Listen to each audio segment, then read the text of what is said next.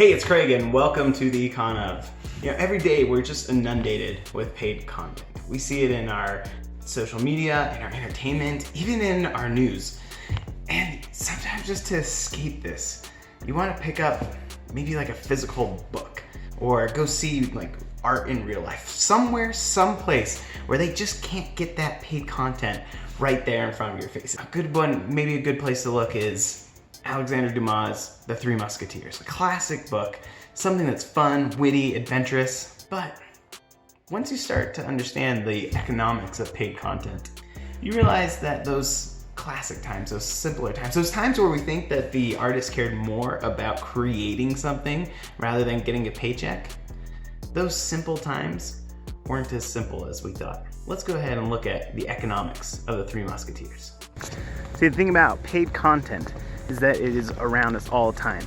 It's especially saturated in our entertainment. Sometimes it's subtle. They're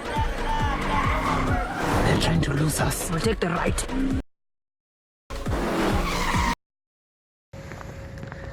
Other times, not so subtle. And a weave structure that is, wait for it, malleable. When we think of the classics, painters, musicians, authors, just creators, we think of these people who are motivated not by money, but by creativity, by passion. They must not have been driven by those monetary incentives. Or were they, and they're just better at hiding that stuff than we are today?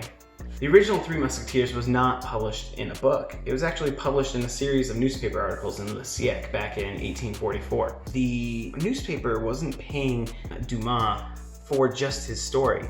They were actually paying him by the line. Now, when we start thinking about the economics of this, we start realizing that if you pay by the line, we should create more lines. That's how we're gonna increase our income.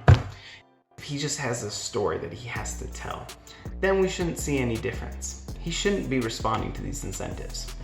However, if this is something that influences him, we're gonna start to see more lines with very short sentences in them, things that start piling up and taking up a lot of space. And in fact, that's what we see. It's very clear in this page, published on the 4th of July, 1844. "It's him," cried D'Artagnan. "Who?" "Him! That man! Which man? That man!" It's just this exchange that goes back and forth, and it's funny in its own sense. You can kind of understand it. Kind of feels maybe like an Abbott and Costello back and forth. But when you realize he's getting paid by the line, you can clearly see this is just a scheme to increase the lines, to increase his income just a little bit. In fact, there's one character, Grimaud, who in the story only responds with one-syllable words. Every time he talks, it's another line. It's a payday for him. It's like he's trolling the newspaper. He's figuring out how to exploit this system. Now, if he's responding to these incentives, if that's really the case, why isn't he just filling his story with just short lines and just getting as many lines as he can to fill up and maximize that income? The answer lies in chocolate chip cookies.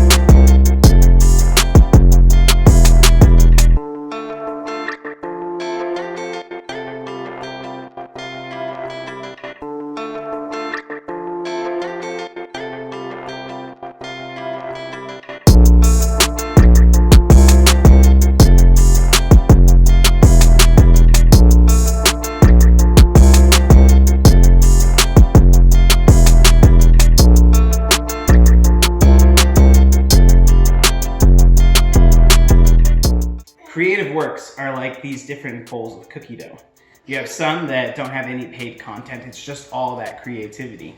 You have some that have some paid content mixed in there, and you have some that's just saturated with that paid content, and that's what's in here. So if you take a scoop out of this one, you have the dough. This scooper is like your final product. here is your book, your video, your piece of art. And you put it down, this is all dough, this is all your creativity. Then we get your product that has a little bit of paid content in it.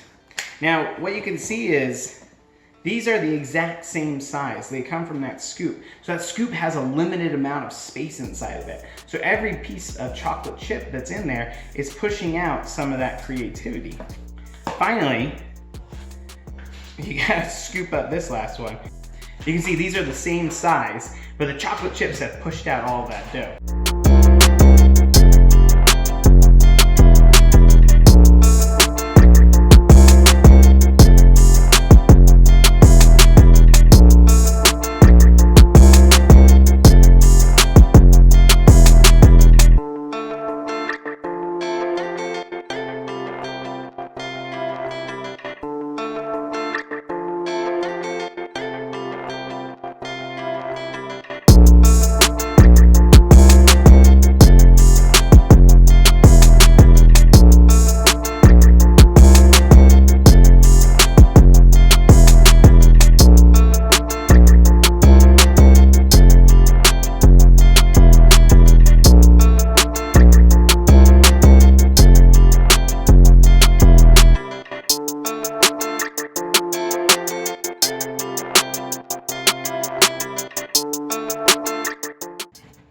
It's clear to see that there's a big difference across these cookies because of the chocolate chips.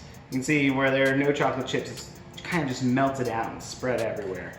And where we put a ton of chocolate chips, it has just stayed together. It hasn't melted down at all. Personally, these ones right here with the middle of the chocolate chips, those are looking the most delicious to me. I mean, look at the bottom of this cookie. You can just see all of the chocolate chips right there. It does have that melty, gooey texture to it, but again, you look inside and it is just all chocolate chips. Well, yeah, that is just straight melted chocolate in that cookie. That one's fine. Yeah, this one has the good mix of that cookie dough and the chocolate chips. This one's really good. A lot better than this straight chocolate monstrosity. Dumas is facing the same problem as a baker. He has to figure out how many of these short lines he's gonna put in these cookies. And if he doesn't put any, he'll get a fine cookie, but maybe not one that people actually want to eat. If he puts too many of these short lines in here, it's just really apparent. And again, something people don't want to eat.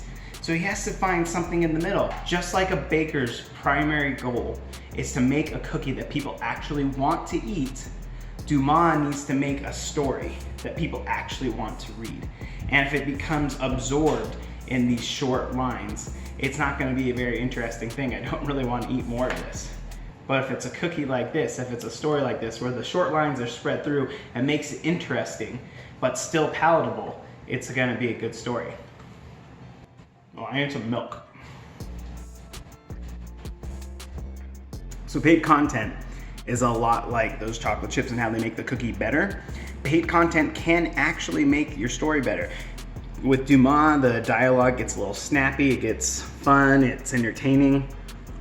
The paid content can actually let you go out and do things that you wouldn't have done without that sponsorship. How can we tell that these short lines are actually coming from his incentive to write more lines to get more pay? Well, there's an interesting anecdote in a biography on Alexandre Dumas. Here's Alexandre Dumas, A Great Life in Brief by André Maurois. Now, this biography actually tells a story about when the newspapers removed that incentive. You can see this right over here. They no longer pay by the line. What does he do when that incentive's removed? Remember Grimaud, that character that was made for increasing lines? Dumas gets rid of him. Thanks for watching The Economics of the Three Musketeers. If you're interested in more content from the Econ of, go ahead and subscribe. If you are interested in more of the topics related to what I talked about today, go ahead and check the description. I put some links in there that will connect you to some more resources if you're interested in this. We'll see you next time on the Econ of.